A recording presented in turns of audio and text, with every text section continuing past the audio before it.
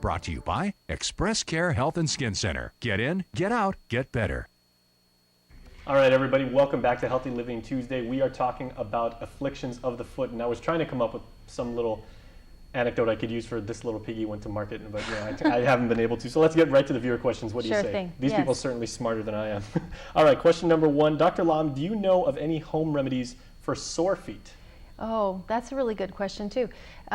Yes, I think putting your sore feet, why do you get them? Because they've been walked on, your feet are slightly swollen, and the bones have been maybe rubbing, and you have a little bit of arthritis in your feet. So getting a bucket of ice water and putting your feet in ice water is really helpful at the end of the day.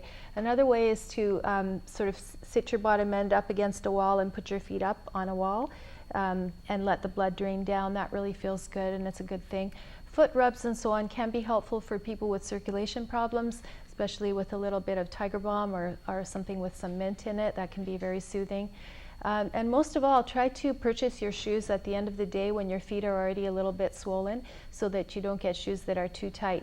Especially for kids and for people that are overweight or with diabetes, try to choose shoes that are at least a half size bigger, so that your foot has the opportunity to swell and you're not pinching it. Now, what are those tablets that make the water fizzy, like that you can put in water and they're supposed to be, like very therapeutic, or it's like almost like a spa? Like an Epsom salt, maybe? Yeah, exactly. Yeah, Epsom salts are helpful, but here we don't need Epsom salts as much because we've got the ocean. So, you want to put your feet in something that's sort of the same salinity as your body, and Epsom salts kind of soften the foot and so on. And you can do that at home, or you can just go take a walk for 20 minutes in the water. Excellent tip. Save money, go to the beach, get out and see some Mother Nature. All right, I'm flat-footed, asks question number 2, Dr. Lom. Does that play a role in my sore feet? We talked about this a little bit. Sure does, yeah. It's kind of a vicious cycle. So your feet may have been sort of weakened by wearing maybe not such great footwear. And also, if your weight is a little bit over, then there's all this pressure on that arch, and it'll kind of flatten out and start to give you pain. So what we do is try to wear a little arch support to kind of give it some support, but you can actually start doing some foot exercises to strengthen your arch. And what you can do is, it's so simple. You're sitting down, just put a Kleenex on the floor and then try to pick it up with your toes. And by doing that, or a rubber ball too, try to like roll your foot over top of a little rubber ball or tennis ball. By doing that, you're going to help your arch get strong, because there are so many muscles in our foot. We have lots and lots of bones and tons of muscles, and all those little muscles have become weak, and that's why your arch is flat. So you can support it with an arch support, and you can also make your foot stronger by doing those simple exercises. Really? Yeah. I guess that's the connection between ape and man, almost. Like when Yes. human beings have maybe lost that over time. You're absolutely right. And think of amputees, people that unfortunately lose their arms. They can do things with their feet. They learn to, do amazing things, paint with their feet, drive with their feet, drink, bringing their foot up. You can Google this incredible video of an armless mother taking care of her baby. I mean, it's just amazing what people can do with their feet.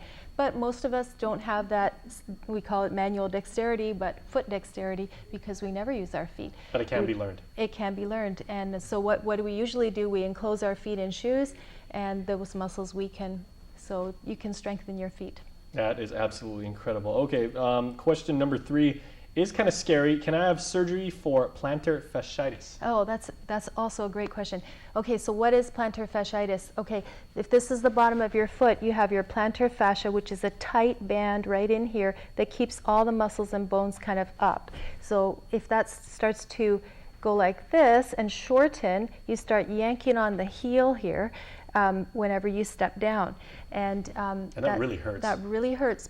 People basically are lying in bed with their feet kind of like this, and then they step down, put pressure on that heel, and wow, do we ever get a sharp pain in here.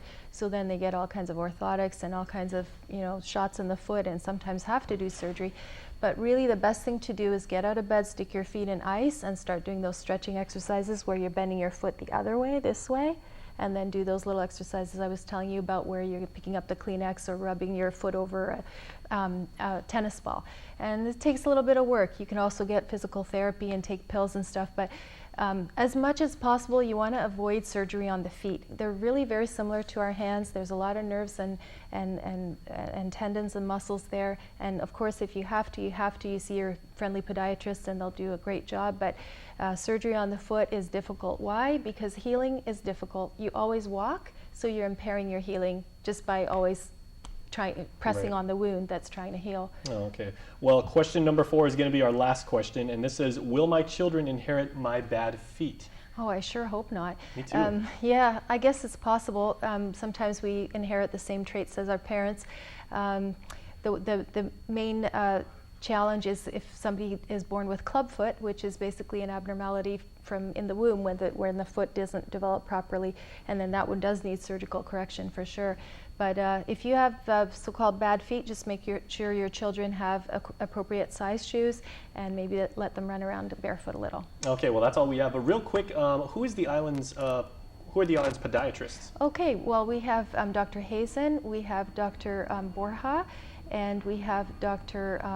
Ceylon. Those 3 are our podiatrists, and you can probably find them in the phone book. Outstanding. Well, doctor, thank you so much. This was absolutely amazing. I'm going to try some of those exercises when I get home. I think you should. They really feel very good. Okay, tell you what, folks, we're going to go to commercial, but Dr. Lom and